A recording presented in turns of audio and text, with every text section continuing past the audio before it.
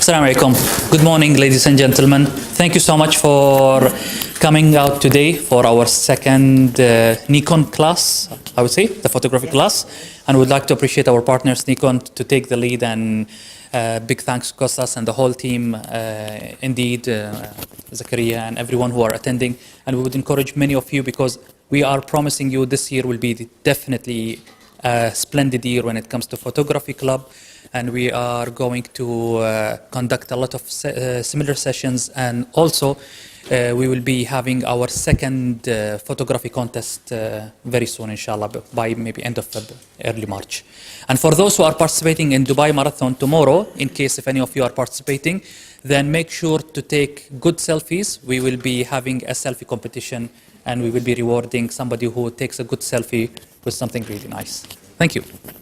So good morning, ladies and gentlemen. My name is Cesar Parroco, and I'm taking you to the Nikon school, but I heard that it should be an advanced session this time, yeah?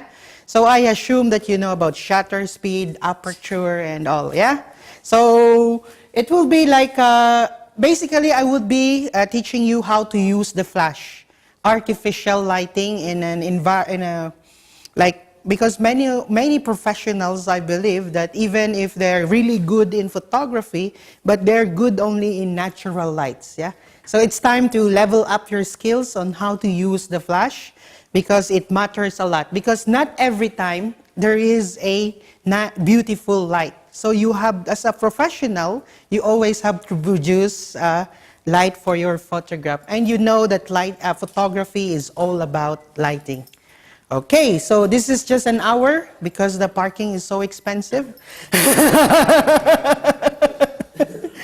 Unbelievable. It's a challenge to find a parking. No, from this.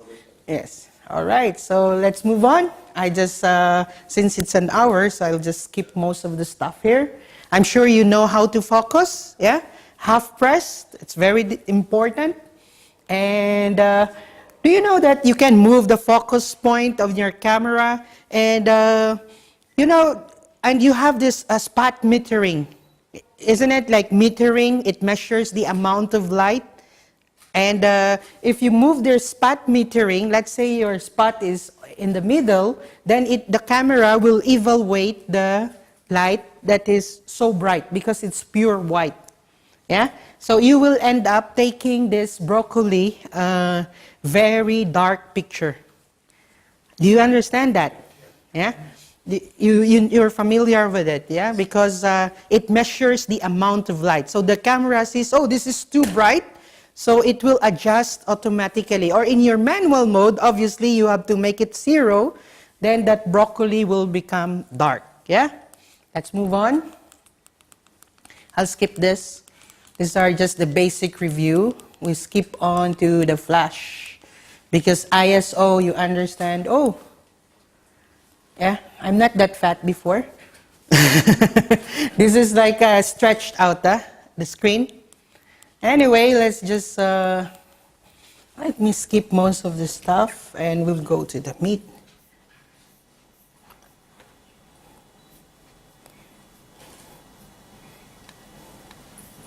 Manual mode, and let's come here. In order to really understand flash, we really have to go back to the history on how it was done before. In the olden days, I think you have seen it in the movies, that they have this bulbs, isn't it? That bulbs is just a constant amount of light. And once it is used, they will throw it away. So they put the light, and then based on the distance between the camera and the subject, they will have to manually compute what would be the best aperture. And of course, the film is also constant ISO, so they have to measure that. That's how it works. Of course, those are the first generation of flash. And of course, after using it, they have to throw it away, those bulbs, yeah? And there is a second generation of flash, which is around 1960s or 1970s. And what they do, it is an auto aperture. Auto aperture flash, what I mean is that it can already measure the distance between the camera and the subject. Then immediately, you can, if you put it on P mode on your camera or you put it on shutter priority mode, it will choose the right amount of aperture to affect the lights. Are we clear?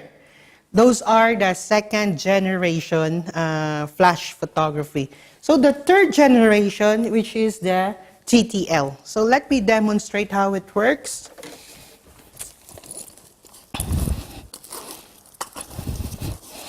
Okay. So, that's a problem. I don't have the SD card.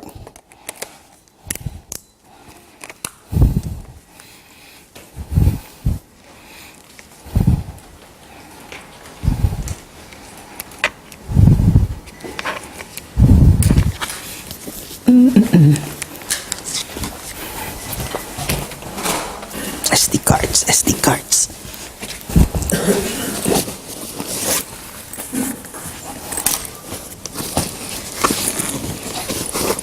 I just need an SD card. Oops, empty. Oh, why?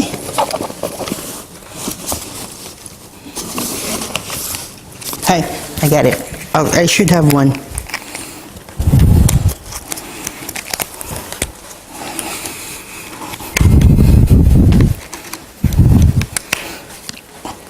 Okay, that's it. So,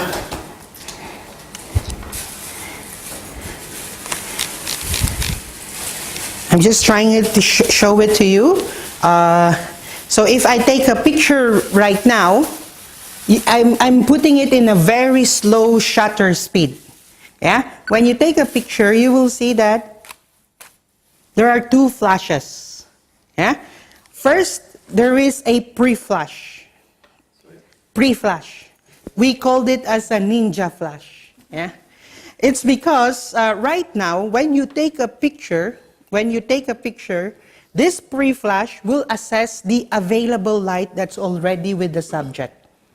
Okay? So there's some available light here. So it doesn't have to throw so much light. It measures the color, the warmness, the white balance. It measures that. It measures the distance, obviously. And then that pre-flash will come back to the lens. And then that lens and the computer inside the camera will communicate to the flash to throw the right amount of light. Are we clear? So that's what you call the new generation of flash is, anyone's guess? What is it? Smart video. Huh? What? Smart? Smart flash, you're right. Yeah, it is. So the reflected light will come and then it will throw the final flash. That's what you call TTL, through the lens.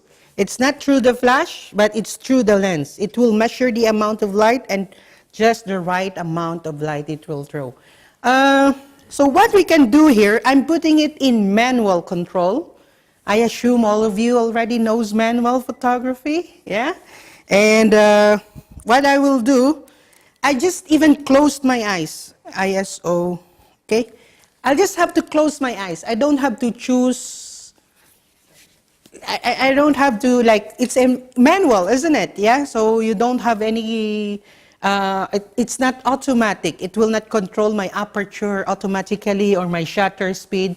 So I'm just getting a wild guess here, and I'm taking a picture. Is it okay?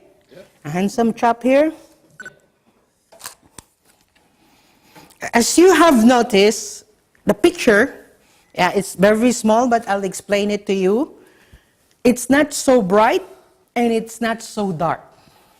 You get me?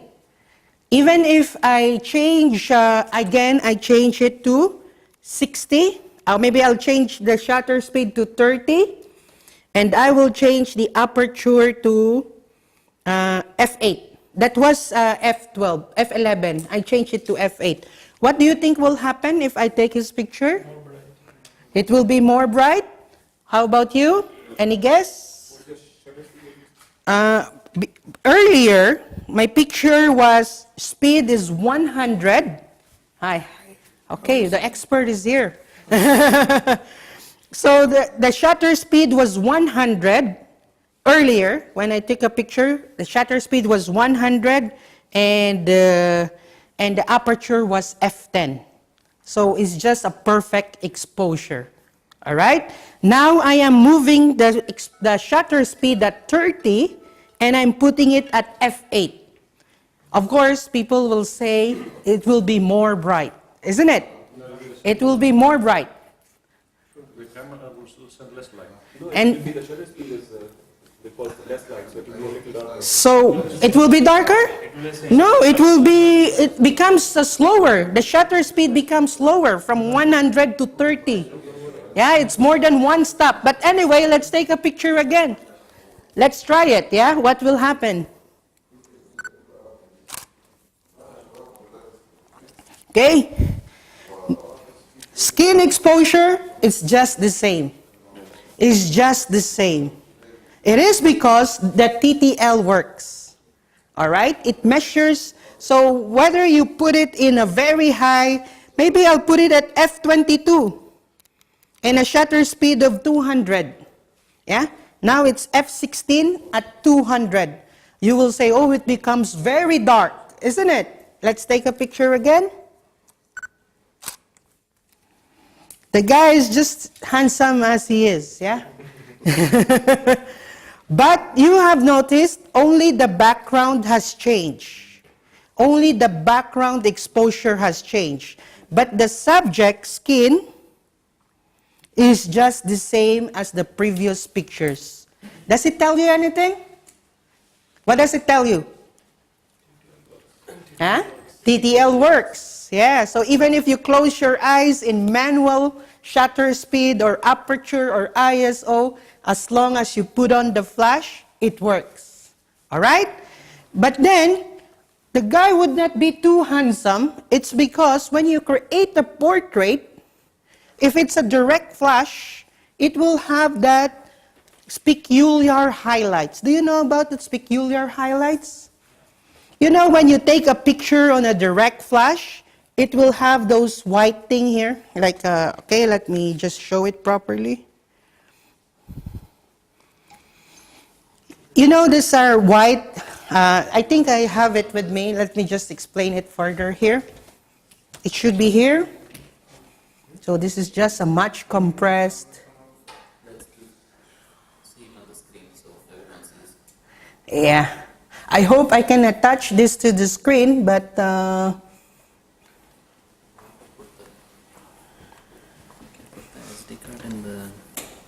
okay. No need, because it will be rushed. I'll just be describing it. I'm sure you are familiar with this. Huh? Did you see it? Oh. Okay. Did you see this? Like this white thing, white in the eyes, this one? Like some intense light that's specially highlighted on an oily face. Yeah, it's getting bright. Yeah? Those are called peculiar highlights. So as much as possible, that's why when you go to a studio or some professional photographers, what they do, they put a diffuser, yeah? They want to smoothen it out. But of course, if you are into events photography, of course, you are not always in control of the light. You cannot set up those softbox with umbrellas to diffuse the light. So you need to bounce it, yeah? Or you need to use this diffuser. So if I will, so in order to do that, if the light, it's on the direct angle, yeah, direct angle with the lens, that's very difficult to avoid this situation. So the only thing to do this is to really bounce it off. Yeah? So when you bounce it, the light will go to the ceiling. That will be more spread out, and it will be diffused going to the... That's why you can see many of the professional photographers, they always bounce the light. Yeah? They do that. Do you think TTL works even if you bounce the light? Sure. Yeah? Let's try it one more time. Anyway, I'll just adjust it properly. That gets me. No, it's not now because now it's bouncing, yeah? Nice. So you can see, of course, he closed his eyes. You will be the next model. As you can see, I'm just describing it here, that even if you bounce the light, TTL will still work. Yeah? So even if, but the problem, when you bounce the light on the top, the constant problem here is that I'm just describing it. There's no time to really put the SD card, open it up, because there's only 1 hour, yeah? I want that as much as possible, we get a lot of things in 1 hour. All right? We have until 1 o'clock. Yeah, the problem is the parking. I'm just joking. It's okay. I'm just joking. Here, you can see that it's too bright on the top. And then you can also see, if you really detail it, there will be big hard shadows under the nose, under the eyes, and under the chin. There will be hard shadows, obviously, because the light is coming from there. Yeah? So what do you think? What would you think the best to eliminate this? What do you think is the best solution to eliminate this? Any idea?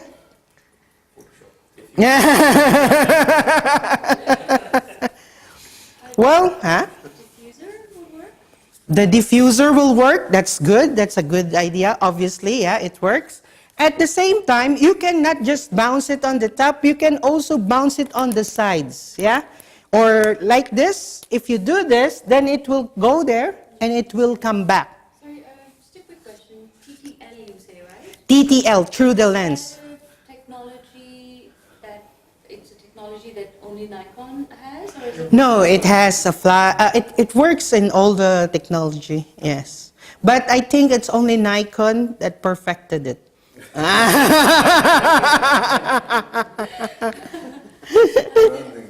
Branding, huh? Yeah. Start bringing my Canon. Now, I will show you what is the difference later on. I will tell you about the difference between the other brands, yeah? But for now, this technology works in all brands, yeah? So maybe you can bounce it like this, yeah? What if it's an open space? There is nothing. But if it's an open space, that can be a problem. But anyway, let's try to, you know what happened if you are on a wedding, while you're shooting a wedding? Like you want to take a good portrait of a bride, let's say, and the groom is just wearing a suit with the white shirt. You can also bounce on the shirt. Because, again, you will have a bigger source of light. Are you getting me?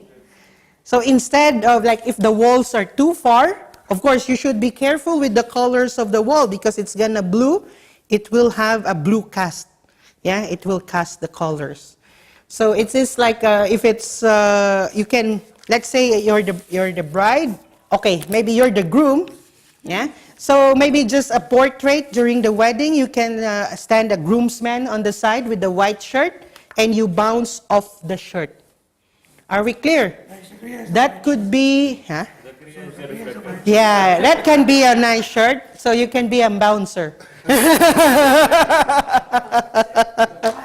Bouncer. Why don't we use the ball and shoot the guy? Yeah, it is possible, but I think you got the idea, isn't it? We're compressing the time, yeah? But I think you got the idea that even if you bounce it, it will work. All right. One more thing. Some people, they don't know. Sometimes, I think you have some problems that when you use a flash, it's not consistent. Have you noticed it? You use an TTL when you shoot, sometimes it's dark, sometimes it's bright. Oftentimes, it's too bright. You get me? Okay? Most of our Nikon flashes, all right? So it controls like this at 0 degrees. Some people push it too much, like that. Did you see that there's another push? It's supposed to be like this, but since you are rushing, you put it like this. You push it one more. Once you do that, it explains now that you are taking a macro shoot. So normally macro, they're using a very small aperture. So it's adding more light. You get me? So that is always the mistake. So you need to really read the manual and then just push it on the right angle, which is the 0 degrees, because this is -5. Yeah? It gives, it adds to the light. Another second thing is that people are saying how it will affect the colors. There's no way a flash can affect the colors, the white balance and everything. But you know what? In our flash, you know you can put several filters here. The orange, the green filters, yeah? The official filters of Nikon. And you thought, I'm just gluing a red filter there or an orange filter that will work. Gel, isn't it? You think it will just do like that? You have any idea? Actually, the flash is so intelligent that it has a sensor whether you put an orange gel or a green gel. See? Can you see behind that? So our sensor, it has a code that once you put an orange, it will immediately adjust the white balance of our sensor. Are you getting me? Yeah, so there's so what, do you have the normal flash video? Yes, yes. So where is your flash? I don't know the battery situation. It's okay, I'm just showing it to them. Okay, for this flash, I'm sorry, it's not there. This is what? This is the 5000. Okay, can I have the green sensor or what? It's in SB 900, it is in SB 800, but that on the SB 700. Yes, yes. It's all right, it's all right. Yeah, it's okay, it's here. So here, see, you thought all the while some people will say, oh, this is just maybe a sticker, I just have to remove it, yeah? But actually, there's a sensor there that it will impact the color of your picture. You get me? Okay, so those are the tricks in using flash. Now you know that you don't need to adjust your exposure or what, because the TTL will always work properly. But then again, okay, if this is the case, okay, thank you so much. That's your diffuser. The diffuser, okay, all right. Okay, so we have learned about diffusing, yeah? So you can remove the highlights. But the problem with that, sometimes the ceiling is too high, yeah? The walls are too far. And of course, if it's in the same axis, the source of light is on the same axis, still you cannot produce the depth that you would like to show in your photograph. Because we all live in a 3D world, yeah? We're moving in a 3D world. Yeah, the X and Y and Z dimension. So when we are taking pictures and when we're showing it to the screen or when we're showing it to the prints, what happens? You're putting the 3D world in a two-dimensional paper or a two-dimensional screen. So the purpose of a good portrait or even a good photograph is you should have a play of light and shadows. To strand it further, like a white billiard ball in a white background. If you put a 100% light here and a 100% light here, the billiard ball, you will not see the billiard ball, isn't it? On a white background. Because it's all 100%. So the idea is to have 100% on the right and 25% on the left. Then, the billiard ball will have a bright side and the shadow part. That's why in a good portrait, you should always be careful on playing with the shadows and light. Are you getting it? So once you do the play of shadows and light, then you're making the subject popping out of the screen. It looks like three-dimensional. So that is the purpose of a really good portrait. Or not really a portrait. Even if you're taking pictures of mountains, you should notice those subtle changes of lights. Yeah? The different shades of light. Are we clear? So, in order to do that, since this is just, you're so limited when it is attached to the camera, we have this is what differentiates us from other brands. Because other brands, you need to buy a trigger, isn't it? You need to put a trigger, and then you have to remove this, and can trigger this flash from here. You get me? So what I will do now, I will teach you on how to trigger this flash of the camera to introduce that kind of dimension. Are we clear? So let's do that. Okay, but I can only tell you this on a Nikon camera. I'm so sorry. Okay, with this, how do you think it will fire this with only these two equipment? What do you think, if you are engineers here, what would be the technology that they will communicate with each other? This and this. Wireless. Bluetooth. Radio. Yeah, our new cameras has radio. But for now, I'll just show you the optical thing. So it needs to have a spark here so that this will also trigger. You get me? Again, when you flash this, you will see that there's only one flash. But again, because we're not all Superman here, but if you will see, when it flash later on, it will have 8 flashes, small flashes, to instruct this, because in an 8-bit, it's an 8-bit flight. It will instruct how it will flash. It's tricky, isn't it? Yeah? There's no radio or Bluetooth technology, but how it will trigger is to have several flashes. On an 8-bit, like what I'm saying, it will send a command to this flash on how it will. Actually, even if it is detached, the TTL still works. Are you getting me? Let's try it. Let's try it if it really works.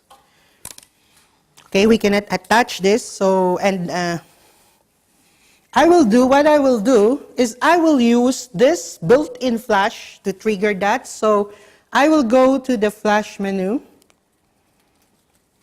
Flash. Okay.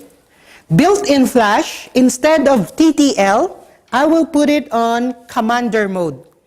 Meaning you're making this as a commander. You don't need those radio trigger or anything. Yeah? And then it says here, built-in flash, group A, group B, channel 1. The built-in flash, you don't want any contribution. You don't want it. You don't want to contribute any light. So I will switch it off. Okay, I'm switching off. And there is group A here. And this is flash. I will put it in. So maybe you can follow me if you want to learn, yeah? You know how to do this in your flash? Not really, but I'm coming to your course in February. You can follow me because it's available. P500 wouldn't do that, so No, what is it? P500. Okay, wow. Complications. All right, so you put it in remote. So you're setting your camera that it will accept instruction to be triggered. So here I'm putting it, of course. So this is in group A. Because group A, you can have several flashes. You can have group A on the right, group B on the left, and it can even have group C in some situation. So in a group A, you can have 3 flashes or 2 flashes. Yeah? But for now, we only have 1. So group A, channel 1. Channel 1, it's like I'm shooting here. There's another photographer. So he will be using another channel. So it will not confuse the channels for the flashes. So right now we are using group A, channel 1. From the camera, I'm just using this. It's just the right amount of light. Let's say, so when you are shooting, you know professionals, how they shoot? They have these strobe lights, and then they put power, full power, 1/2 power, and then they have this metering. Yeah, they go to a model and test it. Oh, it's too much. I will check it out. I will go there again and change it. You know how much time it takes for professionals to do that? That's why if you are a professional studio photographer, you have all the, yeah, so you have that. So this is the one, this is the light metering, yeah? But you have to do it manually. You have to go to the flash and then adjust it, yeah? That's how it works. But in this case, you always started with the right light already. Immediately, let's say when you take a picture of, let's say a big guy, yeah? A big guy, you don't have time for all of this, yeah? Especially in an event, especially in an environment where there is an awarding ceremony. You will not have time for all of this to adjust and everything. So TTL always works if you know how. And if you understand that this technology properly, it really works. I will try to explain more, but here, okay. So even if the flash is detached, it works, yeah? You saw it already. But right now, the picture here looks ordinary, yeah? It looks ordinary because the ambient light is also there. What I want to do now, I want to remove all the ambient light. I want to remove these lights and that light behind there. I want to remove that from my picture. And the only light will be coming from the flash. Are we good? In order to really show it to you properly, it will be nice if I turn this into black and white, yeah? So you will really know the play of light and shadows. Okay, so we move on. I'm sure you already know this, but set picture control. I'm putting it to monochrome, clarity, contrast, press OK. Should I capture it in RAW? I'll capture it in JPEG.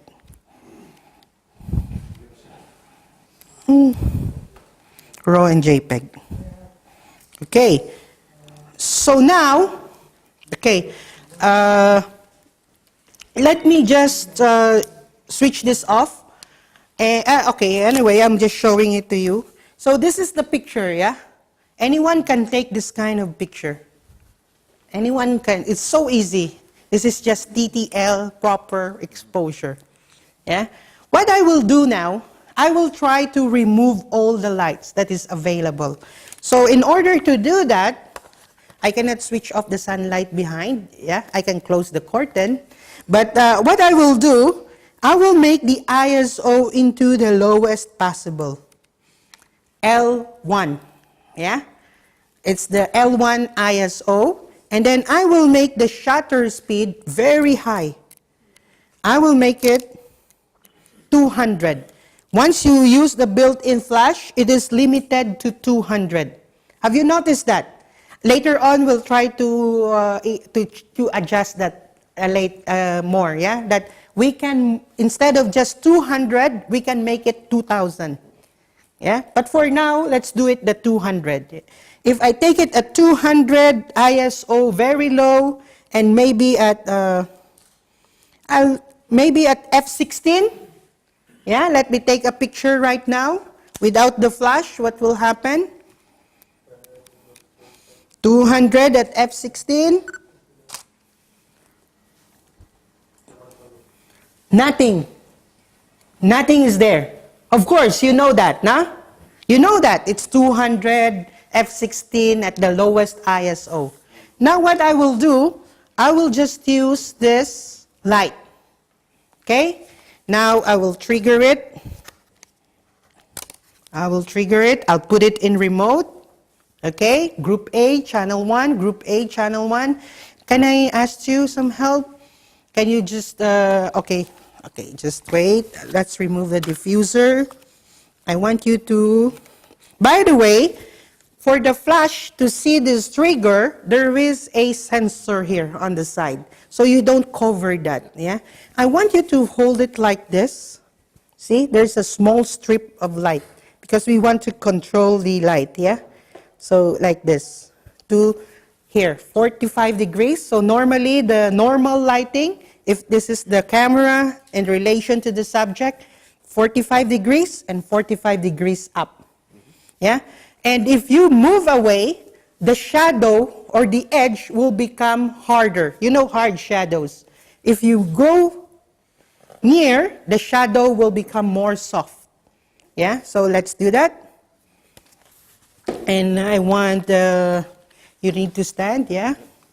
You need to stand, yeah, you cover it, 45 degrees.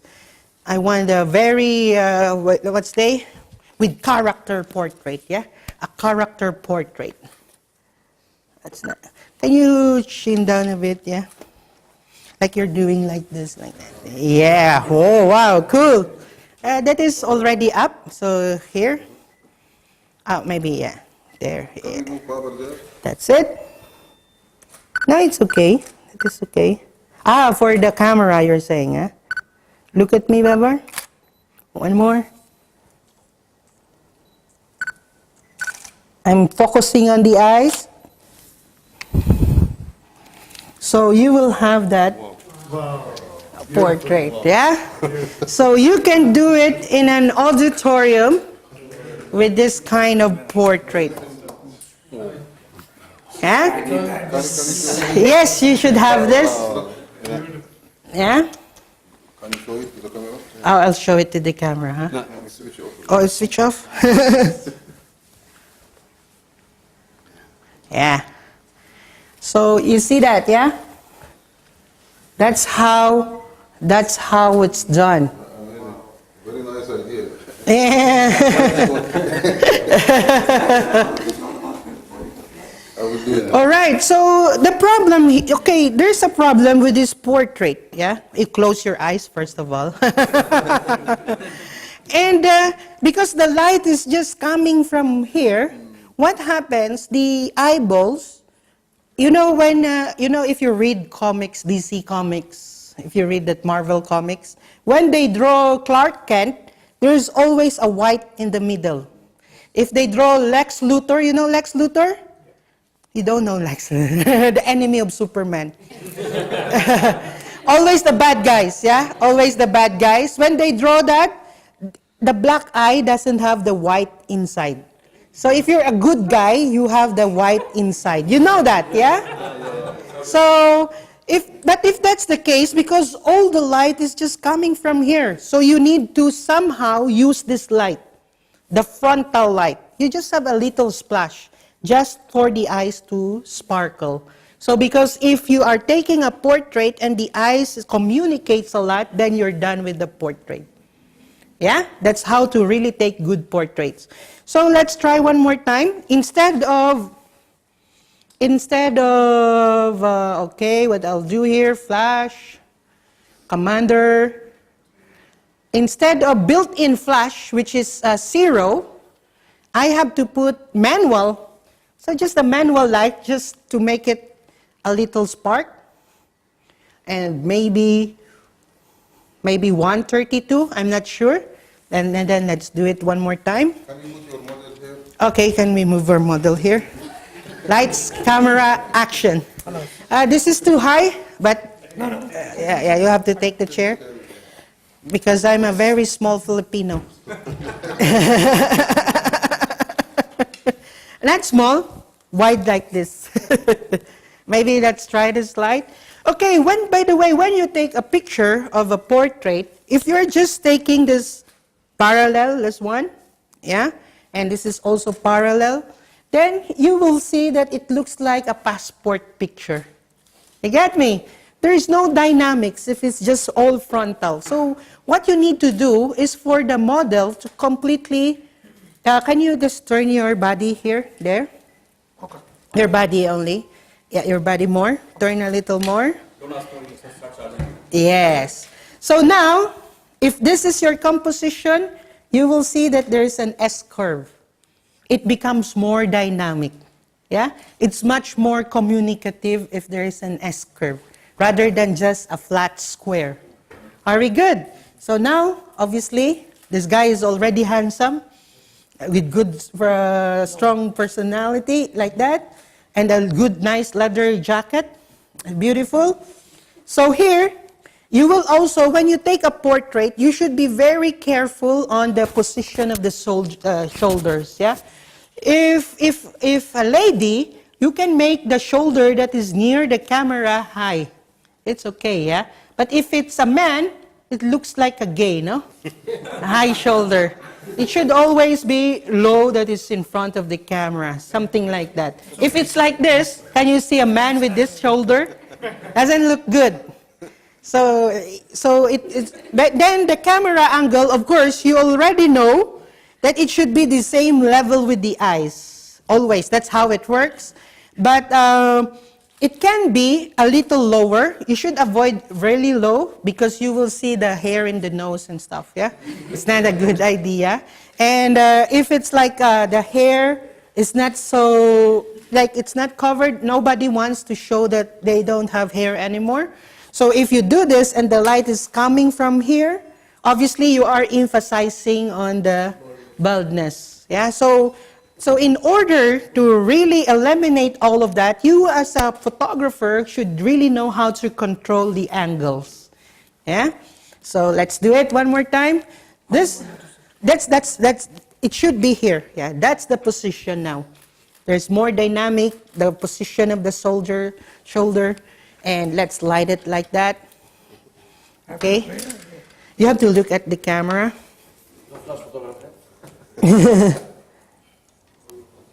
Wow, this must be very good portrait. Okay, so yeah, of course, it's good. It's already good, just like if you've seen it. But the problem, again, I can see some problems. It's because, see, that behind, it's like it stick to the black background, isn't it? Yeah? So you're not really producing the 3D effect that we have seen, that I have mentioned. So in order to do that, we will need another light. Can I borrow? There's a light for this? You want a diffuser or not? No, it's okay. So again, I will make this remote, but this time, I have to make it group B. You get me? Yeah, I'm putting it at group B. So and then, how would you do group A and group B? so group A, you can control TTL. It's already TTL, yeah? It will just work. It just throws the right amount of light. Okay. Group B, it's also TTL. So group A is like you can use different flashes, yeah, like right now what we are doing, this is group A and this is group B. So you can tell the camera to shoot both group A and group B together? Yeah. Right? Or you can select A and B? No, can change. So what I was asking, say, if we make it both of the flashes in group A, then it will throw the same amount of light. But because we want that the group B to be a little less or maybe a little brighter, yeah? So if you want group A, it should be like that, yeah? Just for independent power of the flashes, that's why the groups are. Yeah. Can you imagine the technology that this small light can do? It can command that this one should be brighter than the other one. And you don't even have to go and adjust it. You just adjust it inside the camera. And now that's the beauty of Nikon. Because it cannot be done in Canon and Sony. Yes, for a Canon camera, you need to buy a trigger, and then when you want that the light behind is too bright, I go there and I adjust it. You get me? This one, you don't need it. So let's do it. Now so maybe you can... cameras can support up to 6 groups. 6 groups. Whoa. I think he did, huh? You did. 6 groups. So, different light here, different light here, different light on the concert shot that you did. Yes, yes. That was really great. Huh? So, 6 different amount of light that will hit the model. So, I want you to just hold here. And then, can you... Zaharia, we will screen your pictures this time before you go. I'll just explain like a few minutes. So, by the way, when you shoot a portrait lighting, there are 5 types of portrait lighting. The first type is split lighting. So it is, the name of the lighting always depends on the position of the main light. So this is our main light, yeah? That is just our kicker or fill-in light. So by default, the group A is a main light? It doesn't matter. Yeah, you can make a group B a main light or group A a main light. It doesn't matter. But right now, group A, I'm making it as a main light. So if it is here on the side, anyone can guess what's the name of the lighting? Huh? Split lighting. So it splits. Yeah. Even if the main light is here, and even if there is a fill light here, it is called, is this still called split lighting? Because that one is just kicking some light. This is split. If you move it 45 degrees and almost at the same height, it is called a loop lighting. That is the safest light. You will always see that, so many photographers, because that will never fail. Yeah, that is always the right light. They always start with this light. So this is what you call what? Loop lighting. Yeah, the normal lighting. If you raise this 45 degrees, then it will produce some triangles here under the eyes. It will produce a white triangle here, and that's what you call a Rembrandt lighting. When you want to show dignity, power, it's always like that, Rembrandt lighting, highlighting. It is coming from the painter of the 14th century that he paints with always that kind of light, because he paints on the basement and there is a small window on the top of his basement that he used that as a light. Yeah. So if it's a frontal lighting, this is what you usually see on beauty fashion shots. This is what you call a butterfly lighting. It is called... Yeah, it is a butterfly, yeah. A butterfly lighting, because if the light is here from the nose, it will produce like a butterfly shape under the nose. Did you see that, girl? If you really notice it, the shadows that it will produce under the nose looks like a butterfly. So that's normally done on fashion if you want to emphasize on the lipsticks, makeups, and everything. Yeah? Fashion shoot. But of course, this butterfly lighting will always have a fill-in light. So it will throw some light from below. Yeah? So that is loop. Loop, split loop, butterfly, Rembrandt. I don't remember the other one. I'm sorry. It's okay. That's okay anyway. So that's an additional knowledge. Can you just... There is one from the back, silhouette light. Oh, yeah, you're right. Wow, that's good. And that's what you call a rim light. Rim light, yeah, that's called rim light. Okay, can we hold this again one more time, and then we separate the subject like this. How do you find the scores? You find it good? At least no one leaves before the time ends. All right, so the same kind of lighting, and okay, so of course the composition should be here. Mango. Oh, it didn't trigger? Yeah. So why it didn't trigger? Because in my group B here, it's 2 dash, meaning it's switch off. So I will put TTL, but I want to reduce it. So TTL, I will make it -1. Can you imagine that? You can just reduce that light from the camera. And it starts with TTL, which is already a correct lighting. You know that, no? Okay, one more. Yeah, I think this should be good. Yeah, so it's nice now. Wow. It is something else. Yes. Yeah. On the next model, please. Godfather. Nice. Bhai, आप Godfather बन गए. Yeah? Next movie. Yes. So with the rim lighting, and now you want your picture to be taken.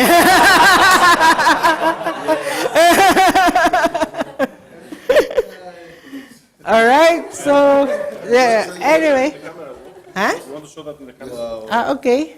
To the camera? Okay. Yes. It's nice, huh? Yeah, Sony cannot do this. I'm sorry. I used to work in Sony for 12 years. Yeah, it's nice. So, can you see the difference now? Even in this ordinary, this is not a studio, yeah? But you can produce studio if you know how to properly adjust your camera and your flash.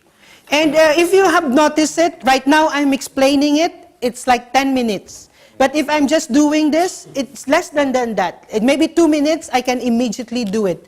Because it already starts with TTL.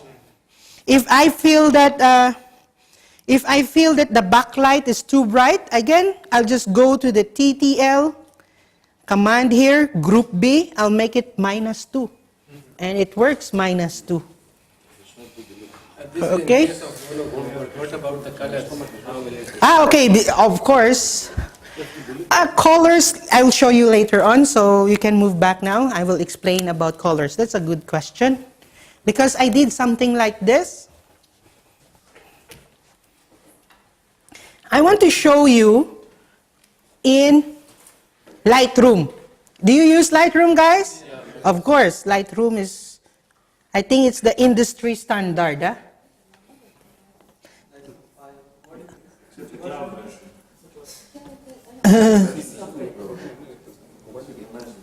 This is the CC version. Anyway, this is original, of course, so it's the updated one. Okay? Which version? Huh? Which version? This is a CC version. I think you are photographers and you know that if it is an NEF file, it is still original. It's not Photoshop. Yeah, raw. No, you cannot. It's not yet Photoshop. So if you are new in, but you cannot really appreciate this. Do you have any remote for the TV? No. To make it like, because it's stretching. You get me? Zooming, right? Huh? You want to zoom in the remote? No, the aspect ratio, making it like 4:3. Just, yeah. Let's see if we can do it. No, it's not possible in a laptop.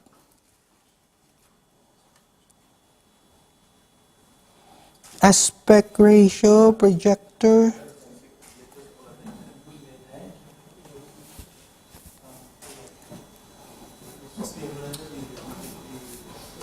No, there's not much of a control here. It should be from the TV. Anyway, when you arrive, let's say, of course, this is an iconic place, yeah? Everyone knows where is it. When you arrive this and you take picture of your wife, yeah, or your kids, it will just be, if you're new, if you're very new, you will take this picture. Yeah?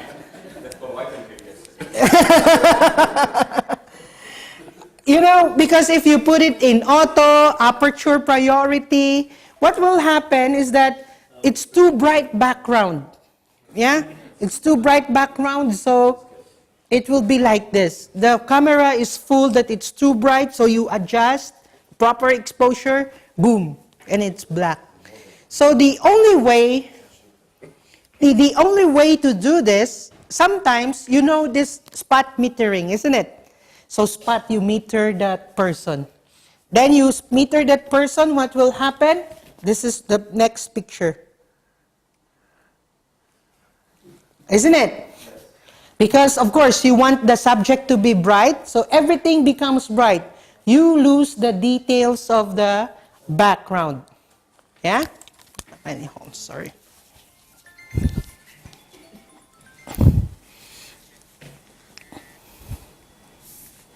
Okay, hold on. So that's how it works. Now we move on to the next. What I did is I took a picture with a wrong flash, But I end up with this, and I will tell you how to do this. The same, would you guess what time was this taken? 8 p.m. Morning. Morning, early morning? Evening. See, it's 12:04 p.m. Afternoon, 12:04 p.m. Bad time to take a picture, but if you know how to control your camera, you can produce amazing results like this. So I will teach you about how to control colors and flash and in your camera. Yeah? So you can see it's an NEF file and it says 12:04 p.m. So I think the very first picture that I took of my sister-in-law, it's at 11:52 a.m. Yeah? When we arrive, as you can see, the first picture itself, it's correct. Okay, so what I did with this,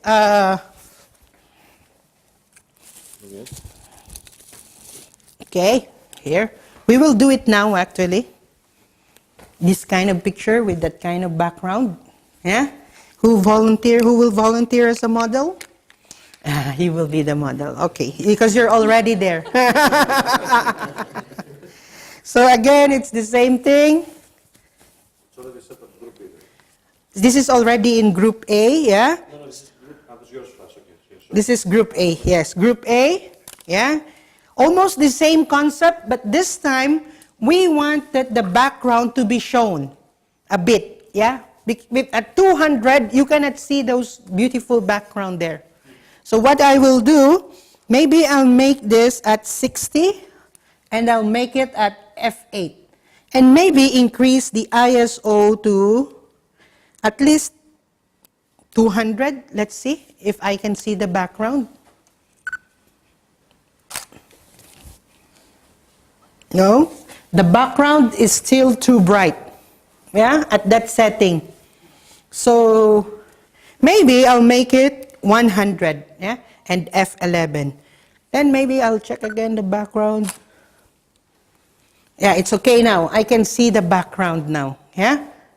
But, so the background, it's gray, isn't it? We want to make it blue, yeah? So we have to go to the menu.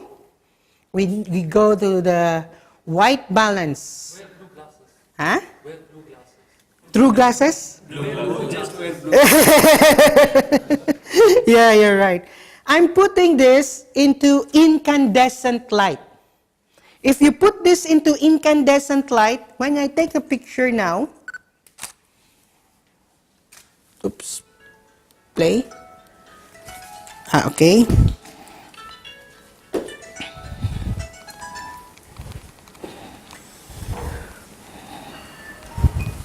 Standard. I'll take a picture now. Now it becomes blue. You see it's becoming blue now? Yeah? But we have put orange here. Yeah? So basically what you will do when you take pictures like that, you just go to the background and measure it. Put it into 0. You remember that 0? Because you want the background to be exposed properly. So now it will be like this. And then I will, can you hold this? Can you stand here? And someone should hold it. Yeah, wow, yeah, that is so nice. Anyway, I'll just use the live view because, I'm small, yeah? I'll just have to do that so he can be seen on the background. Can you be near to him? Very near to him? All right. Okay, it will be Photoshop, the safe lighting here. So, yeah? Amazing. You don't need Photoshop if you know how to take pictures properly. Okay, I think I'm late now. It's okay. 15 more minutes, maybe. Yeah, then you have some questions. What time you have to leave? It's okay. I'm just joking about the parking. Nikon can afford to pay it. I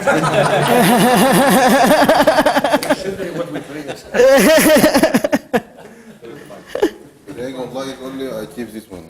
Oh, yeah. Even by Because of this, you will buy Nikon. Oh, yeah, you just tell Costas. We will arrange for a good price for you. Yeah? Okay, so that's about the colors. Are you getting it? Yes. Are you happy? Yes. So maybe we can open now for a question and answer. I cannot explain everything, obviously, because of the time limit. But so far, that's all the core of using the flash. Actually, I didn't teach you anything about flash because TTL is doing it for you. Isn't it? Yeah? It's just auto. The only problem here, I don't know how to use flash, is because sometimes it's bright, sometimes it's dark. It's always a problem. First reason, maybe you're using a third-party flash. The third-party flash will never work properly, actually, even in whatever camera, because no way that our company will give the codes to that third party. So the camera and the flash are not communicating properly. Even if they have TTL? Even if it's TTL, it becomes inconsistent. And of course, in the flash, okay, if you want to control that the light should only be focused on the face, did you see those, I think you have seen in my poster, when I took a picture of this guy in, the poster, did you see that guy who was jumping? Yeah. White and the blue background. Do you know the campaign poster? I made that picture. I took that picture. And let's show it to you. It should be here.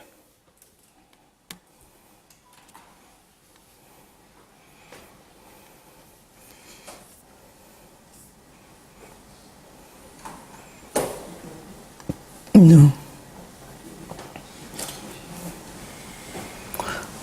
Okay, it's not here.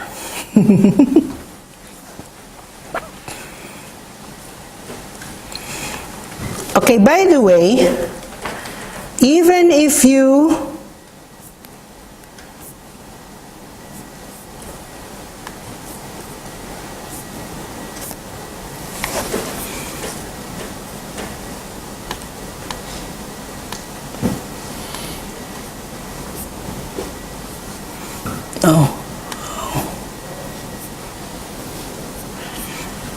okay, so that's my son over there.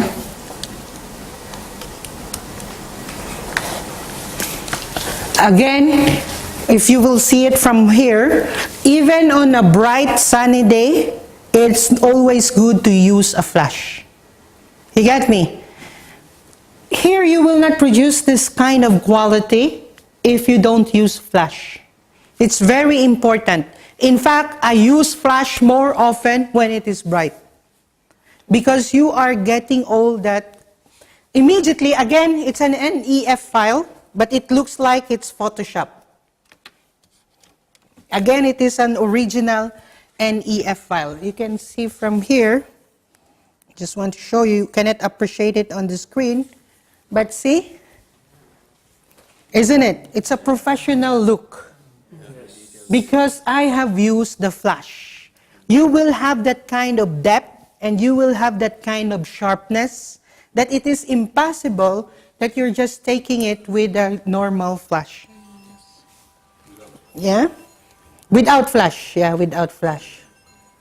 So this is what you will take without flash. And this is with flash.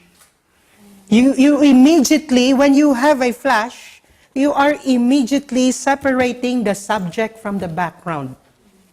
You got me?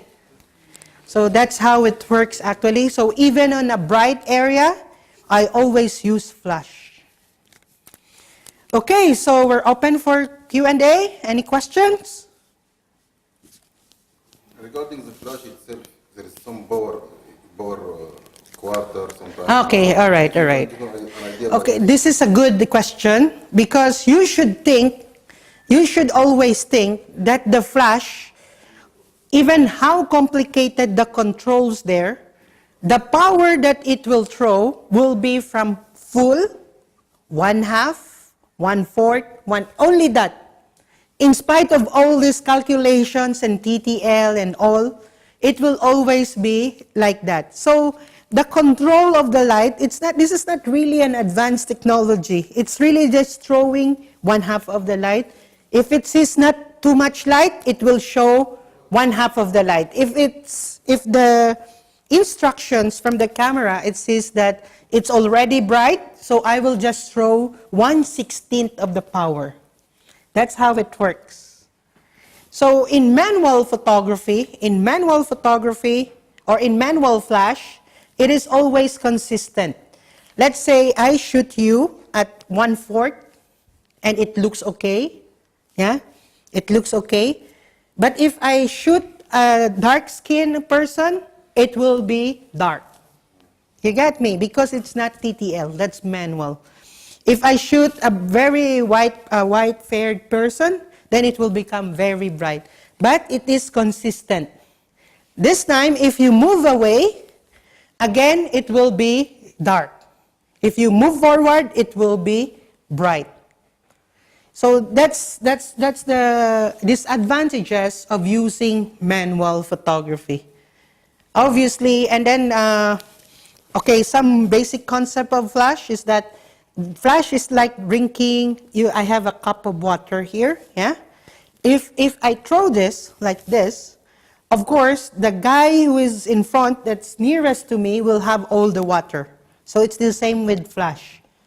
The guy who is in front will have all the light.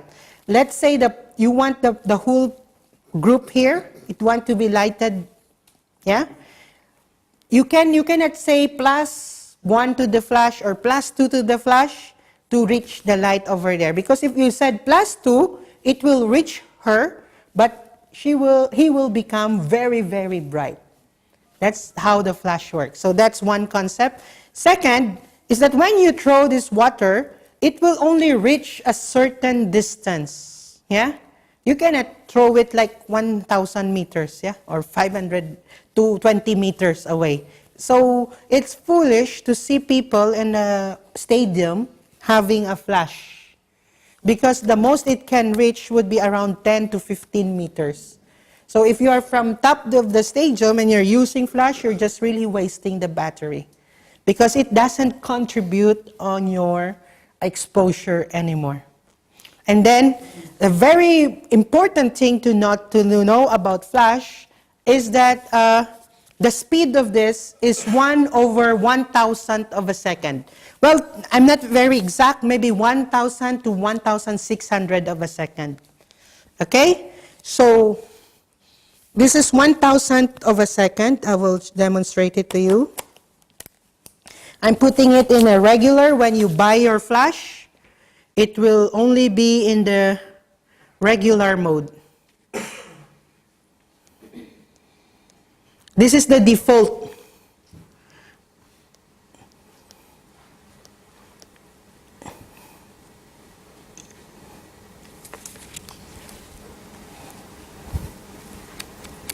Okay, just wait. Manual. I'm putting it 0, 0. So when you put on a flash and you buy it, it is by default TTL BL. Yeah? So, meaning, that's what I'm always using. What happens here, this is 1/1000 of a second. Let's say, this is normally how people use the flash. This is what they normally take a picture. I could have explained this. I'm changing the white balance to auto now.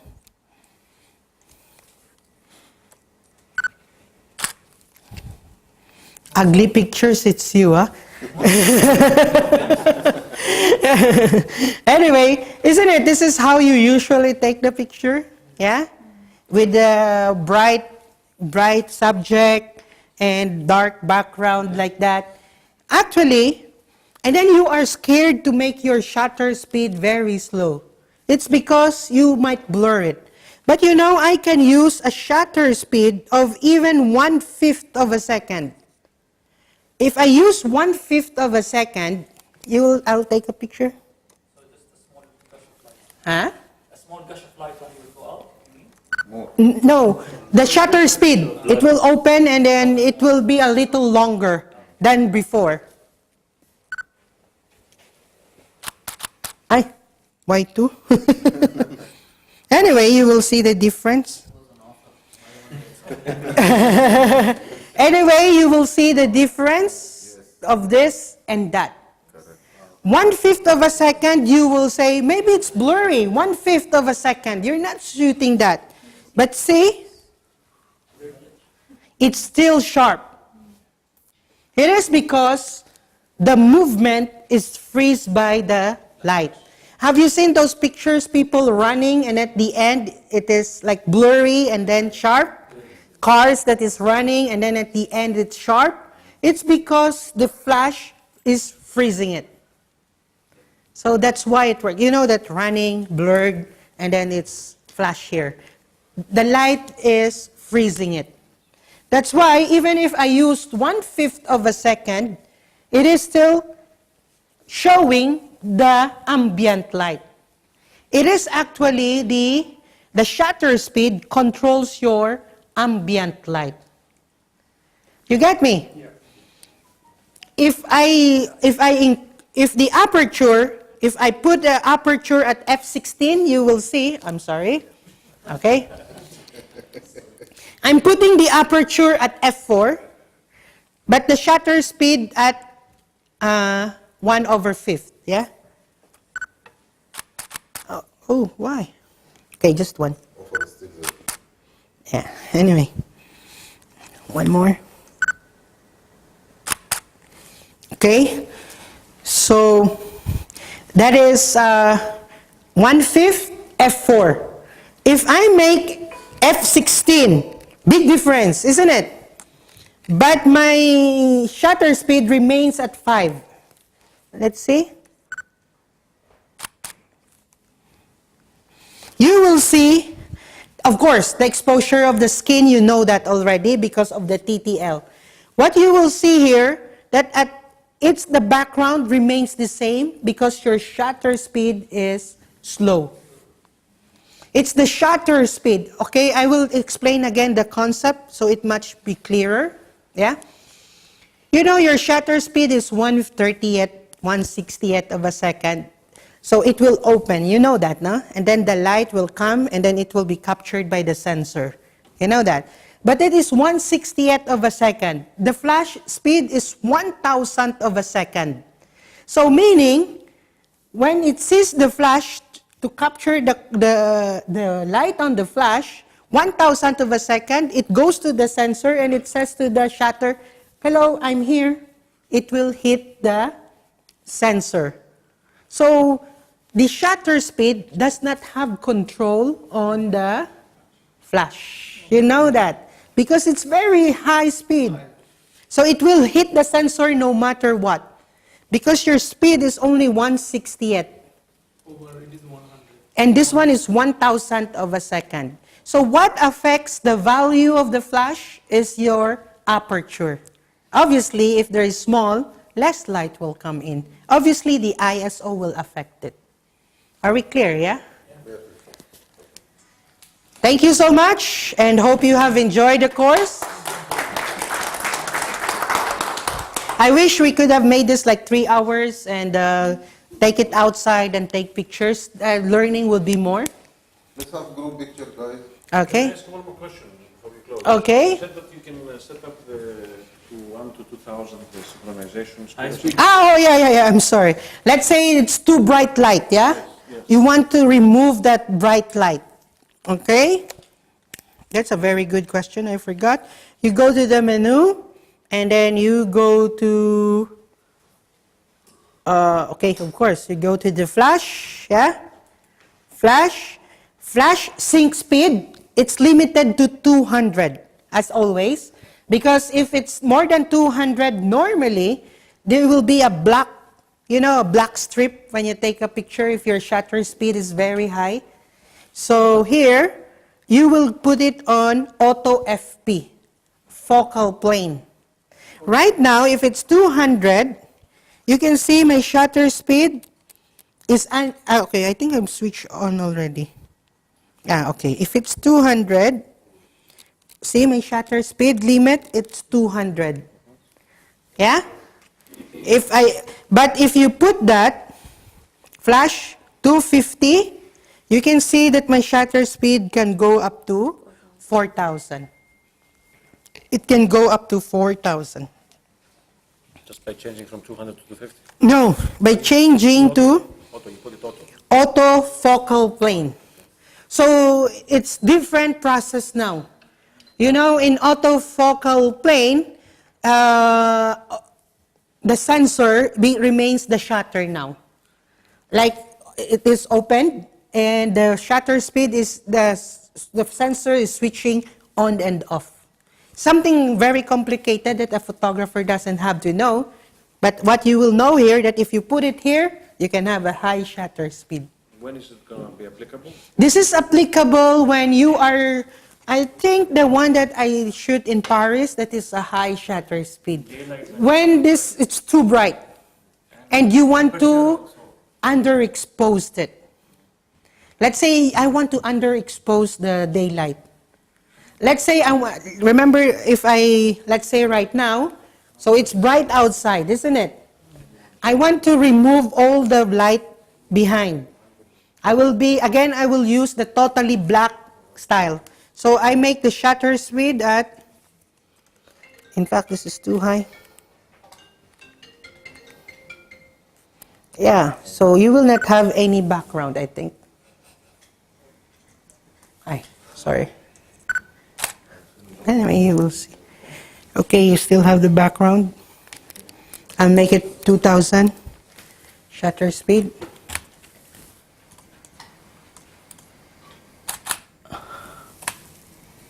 Yeah, so it's like nighttime. You can make daytime, nighttime by making the shutter speed higher. So that's what you know. Yeah, let's take a group picture. Sure.